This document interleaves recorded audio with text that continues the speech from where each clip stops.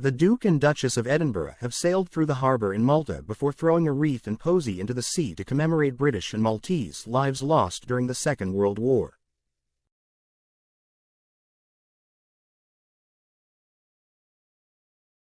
On the second day of their trip to the island nation, Edward and Sophie boarded a military ship and sailed through Valletta harbour, where they were treated to dramatic views of the capital's yellow limestone buildings.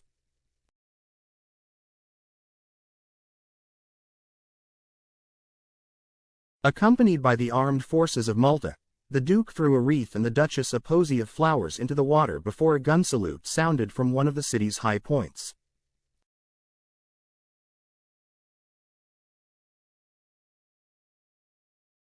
Earlier in the morning, Edward and Sophie opened a new monument to submariners who lost their lives in the Second World War, the Submariners' Walkway.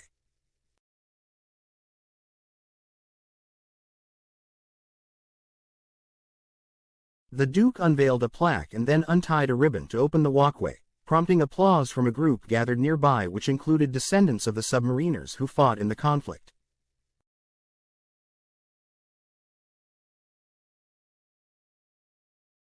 Speaking to them, Edward said, "It's great to have that recognition now of the service."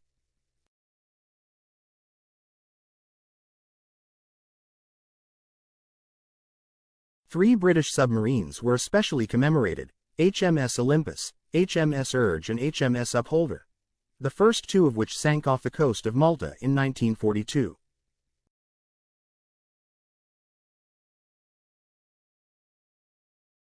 The Duke and Duchess then visited the National War Museum, where they viewed a plaque marking the site where the late Queen Elizabeth II, then the Duchess of Edinburgh, took the salute of the Mediterranean fleet before entering the harbour in 1950.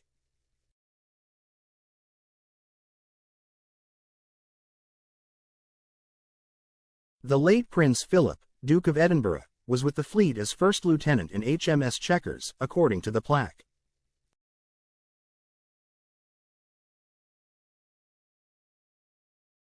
Sophie touched the words Duchess of Edinburgh on the stone, and said it was very special to see.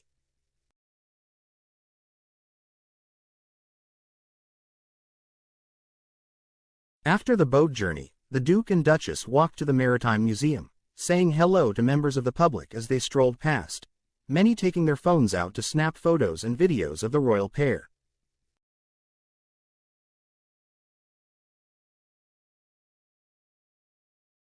Once at the museum, Edward and Sophie spent a few moments on a balcony overlooking the harbour before entering a reception attended by armed forces personnel and members of the Maltese UK Veterans Association.